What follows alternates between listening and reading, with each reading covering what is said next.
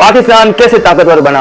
आजादी पाकिस्तान से लेकर पाकिस्तानी कौम की सबसे बड़ी कामयाबी, सबसे बड़ी कुर्बानी, सबसे बड़ा अज़म, सबसे बड़ा जज्बा, हौसला, पाकिस्तान की एटमी सलाहियत हासिल करने तक का सफ़र। सिर्फ ऐलान ही नहीं, उसकी एग्जीक्यूशन, उसकी तकमील और उस तकमील के बाद आने वाली खौफनाक मुश्किलात, पाकिस्तान बनने से लेकर एटमी सलाहियत बनने तक की सबसे बड़ी कुर्बानी, पाकिस्तानियों का सबसे बड़ा फ़ख्र। आज हम बात करेंगे पाकिस्तान एटमी कुव्वत कैसे बना, पाकिस्तान ताकतवर कैसे बना।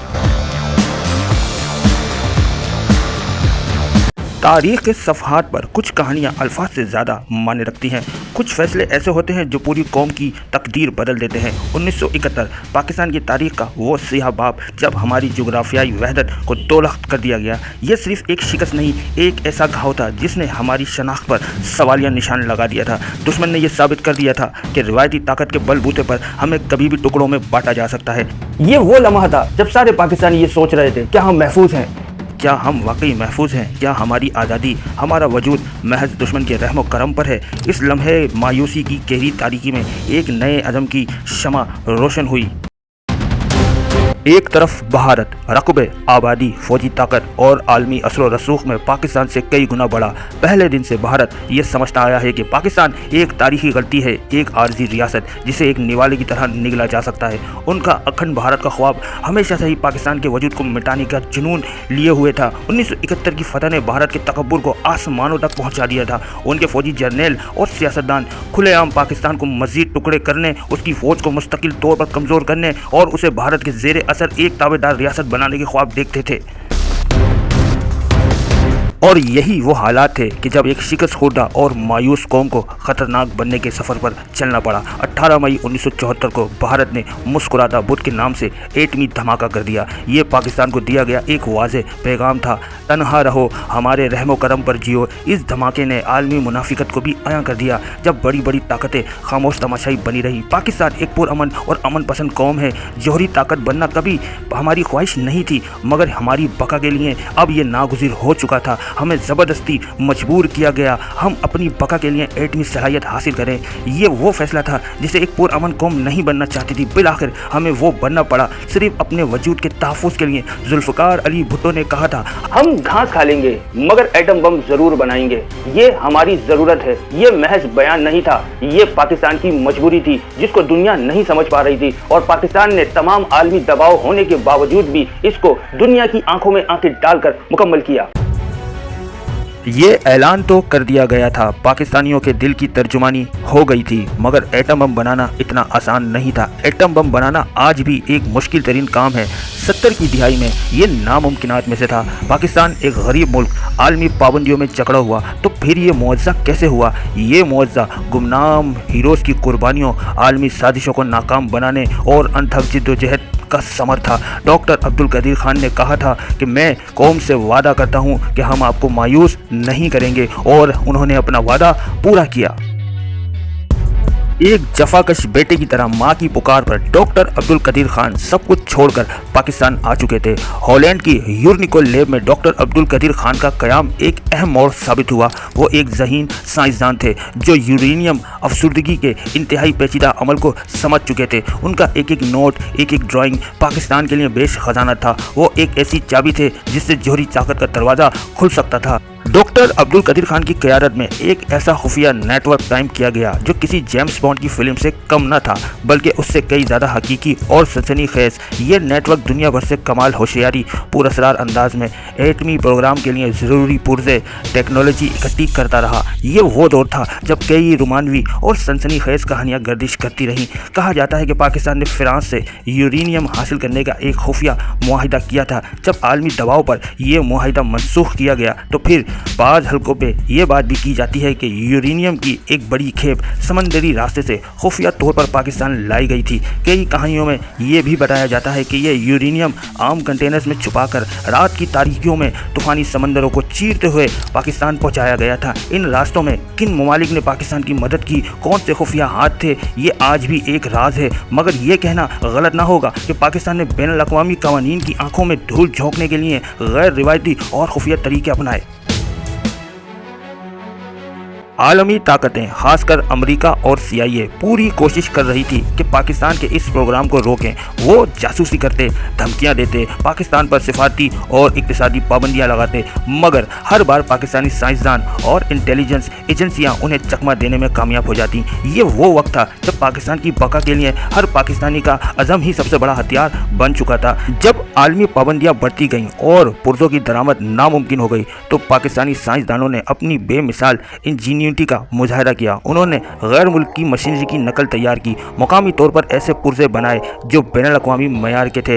बहुत सी ऐसी चीज़ें जो पाकिस्तान के पास मौजूद ही नहीं थीं वो नायाब और गैर रिवायती ज़राए से हासिल की गईं और पाकिस्तानी जहानत ने उन्हें अपनी ज़रूरत के मुताबिक ढाल लिया। एक बड़ा झटका तो ये था कि जब यूरेनियम की अफसुर्दगी का प्लांट बनाने का काम शुरू हुआ उसके लिए ज़रूरी बहुत से पुर्जे और महारत पाकिस्तान के पास मौजूद ही नहीं थी। लेकिन ये पाकिस्तानी इंजीनियर्स की जहानत और हमारे फौजी कायदीन की दानिशमंदी और कौमी जज्बे का कमाल था कि उन्होंने नामुमकिन को मुमकिन बनाया और दुनिया को हैरान कर रख दिया।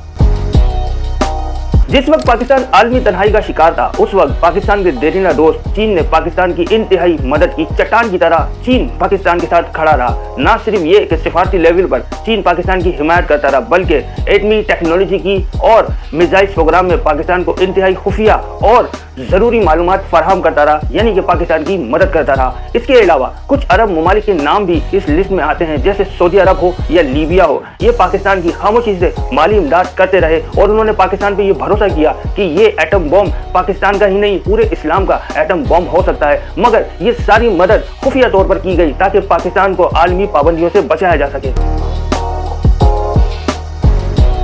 जब तमाम तरह की पाबंदियों और कोशिशों के बावजूद भी पाकिस्तान के एटमी प्रोग्राम को रोका नहीं जा सका तो उस वक्त 1979 में एक वाक़या ऐसा हुआ कि जिसने सारी दुनिया को हिला कर रख दिया। 1979 में इराक के ओसिराग रिएक्टर पर इसराइली फ़िज़ाई हमले ने दुनिया को हिला कर रख दिया था। मोसाद और रॉ की नज़रें काहोटा पर भी गड़ी हुई थी। 1982 में एक इंतहाई ख़तरनाक मनसूबा बनाया गया था जिसके तहत इसराइली F-16 तैयारों ने भारतीय फ़िज़ाई हदूद इस्तेमाल करते हुए पाकिस्तान के काहोटा रिसर्च सेंटर पर हमला करना था। पाकिस्तानी इंटेलिजेंस एजेंसियों ने इस मंसूबे की भांप पाली। पाकिस्तान ने फौरी तौर पर अपने दिफाई निज़ाम को अलर्ट कर दिया और आलमी डिप्लोमेटिक चैनल से इसराइल को सख्त तनबीह की। कहा जाता है कि चीन और अमेरिका ने भी इसराइल को रोका क्योंकि ऐसे हमले के खत्ते पर इंतहाई संगीन नताइज हो सकते थे। इस वाक़ये ने यह साबित किया कि पाकिस्तान को अपने जौहरी प्रोग्राम को न सिर्फ बनाना था बल्कि उसे हर कीमत पर बचाना भी था। अमेरिकी सैटेलाइट्स मुसलसल काहोटा पर नज़र रखे हुए थे। पाकिस्तान ने एक चाल ये चली, काहोटा की डमी तजज़ीबात तैयार की गई जो बाहर से मुकम्मल तौर पर फ़ाल लैब्स की तरह नज़र आती थी। CIA की नज़रों में काहोटा एक फ़ाल जौहरी मरकज़ रहा जबकि असल काम पहाड़ों के अंदर खुफिया मकामात पर जारी था। ये एक नफ्सियाती जंग थी जहां हकीकत को छुपाकर दुश्मन को गुमराह किया जा रहा था। जौहरी हथियार के साथ साथ एक और दौड़ शुरू हो चुकी थी, मिसाइलों की दौड़। भारत एक के बाद एक मिसाइल का तजुर्बा कर रहा था। उसकी रेंज बढ़ती जा रही थी और हर नया मिसाइल पाकिस्तान के लिए एक नया खतरा बनकर उभर रहा था। भारत ने 300 किलोमीटर रेंज का पृथ्वी मिसाइल तैयार किया तो पाकिस्तान ने भी शब्बीर और गौरी के साथ जवाबी इकदाम किया। भारत ने 700 से 2000 किलोमीटर रेंज के अग्नि मिसाइल तैयार किए तो पाकिस्तान भी शाहीन सीरीज़ के साथ उसका मुकाबला करना शुरू हो गया। ये कोई मुकाबला नहीं था, ये पाकिस्तान की बका की मजबूरी थी। हर बार जब भारत को नया मिसाइल तजुर्बा करता पाकिस्तान को भी सर तोड़ कोशिश करके उसका जवाब देना पड़ता। इस मुकाबले ने भारत को यह एहसास दिला दिया था कि पाकिस्तान को रिवायती हथियारों की दौड़ में कमज़ोर नहीं किया जा सकता, उस पर सबकत नहीं ली जा सकती, उसके ऊपर बरतरी हासिल करना इतना आसान नहीं होगा। संग मील पाकिस्तानी कौम अबूर कर चुकी थी। पाकिस्तान ने एक मुश्किल का तो सामना कर लिया था, एटमी हथियार पाकिस्तान बना चुका था, मगर अब उससे भी बड़ा फैसला और उससे भी ज़्यादा दिलेरी और उससे भी ज़्यादा जुर्रत का मुजाहरा पाकिस्तान को करना था। एटमी हथियार का तजुर्बा करना यह खुद अपने आप में एटमी हथियार बनाने से ज़्यादा मौलिक हो सकता था। आलमी पाबंदियाँ, इक्तिसादी पाबंदियाँ पाकिस्तान को तोड़ कर रख सकती थीं, मगर इसके बाद फिर क्या हुआ? अखंड भारत की दावेदार बीजेपी की हुकूमत उस वक्त हिंदुस्तान में मौजूद थी।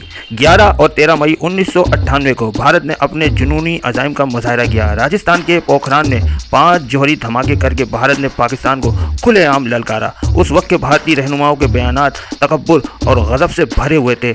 हमने शेर को पिंजरे में बंद कर दिया है, पाकिस्तान अब भारत के रहम करम पर है। ये अल्फाज पाकिस्तान की गैरत और कौमी सालमियत पर बराह रास्त हमला थे। ये सिर्फ तजुर्बात नहीं थे, ये पाकिस्तान के वजूद को मिटाने की धमकी थी। आलमी बिरादरी ने भारत के इस इक़दाम की रस्मी मजम्मत की, लेकिन तमाम तर दबाव पाकिस्तान पर मुंतकिल कर दिया गया। पाकिस्तान को सब्र और ज़ब्त का मुजाहरा करने की तलकीन की जाती रही।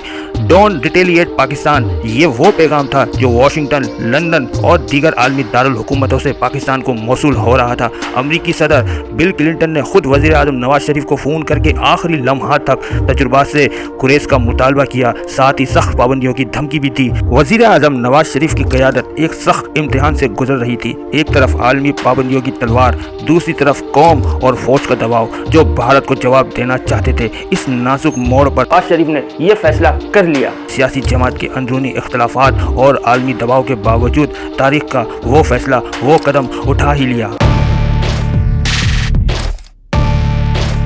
28 मई 1998 को बलूचिस्तान के रेगिस्तान और चागी के पहाड़ों ने वो तारीख रकम की। 5 अजीब शान जौहरी धमाके, आसमान की जानिब बुलंद होता वो खौफनाक मगर शानदार मशरूम क्लाउड पाकिस्तान के अज़म और उसकी खुद मुख्तारी और उसके नाकाबिल तस्खीर दफाई सलाहियत का ऐलान था। ये महज धमाके नहीं थे, ये पाकिस्तानी कौम के लिए मायूसी से निकल कर फ़ख्र और ख़ुद एतमादी के सफ़र का आगाज़ था। ये भारत की ललकार का ऐसा मुँह तोड़ जवाब था जिसने खित्ते में ताकत का तवाज़ुन हमेशा के लिए बदल कर रख दिया था। 30 मई 1998 को मज़ीद एक धमाका किया गया और पाकिस्तान दुनिया की 7वीं और इस्लामी दुनिया की पहली जौहरी कुव्वत बन गया। कौम ने जश्न मनाया, मिठाइयाँ बांटी और हर आंख में फ़ख्र के आंसू थे। आलमी पाबंदियाँ फिर आयद हुई, लेकिन पाकिस्तानियों ने उन्हें कौमी गैरत और सलामती के ओस खुशी खुशी कबूल कर लिया। चागी के पहाड़ों से उठने वाला वो धुआं, ये सिर्फ एटम बम का धुआं नहीं था, ये एक कौम के खून पसीने, उसकी जान फशानी और उसकी कुर्बानियों का धुआं था। ये उन गुमनाम हीरोज़ की दास्तान है जिन्होंने अपने घरों, अपने ख़ानदानों को छोड़कर मौत के साए में काम करके हमें ये दिफाई कुव्वत अता की। आज पाकिस्तान एक जिम्मेदार जौहरी ताकत है। उसका जौहरी प्रोग्राम और उसका कमांड एंड कंट्रोल सिस्टम दुनिया में बेहतरीन माना जाता है। ये किसी जारियत के लिए नहीं, ये अमन और खित्ते में इस्तेकाम की ज़मानत है। भारत के अखंड भारत के ख्वाब, उसके तोसी पसंदाना अज़ाइम, पाकिस्तान को कमज़ोर करने के मंसूबे, ये सब आज जौहरी पाकिस्तान के सामने बेमायने हैं। ये वो कहानी है जो हर पाकिस्तान को फ़ख्र से सर बुलंद करने का एहसास दिलाएगी। ये साबित करेगा जब एक कौम मुत्तहद होकर खड़ी हो जाए और अपने वजूद की जंग लड़े तो कोई आलमी ताकत उसके अज़म को नहीं तोड़ सकती। ये एक ऐसी दास्तान है जिसे हमेशा याद रखा जाएगा, नस्ल दर नस्ल सुनाया जाएगा। दोस्तों, अगर आप लोगों को हमारी वीडियो अच्छी लगी हो तो लाइक कीजिएगा, चैनल को सब्सक्राइब ज़रूर कीजिएगा और अपनी राय का इजहार कमेंट में ज़रूर कीजिएगा। पाकिस्तान जिंदाबाद, पाकिस्तान पाइंदाबाद।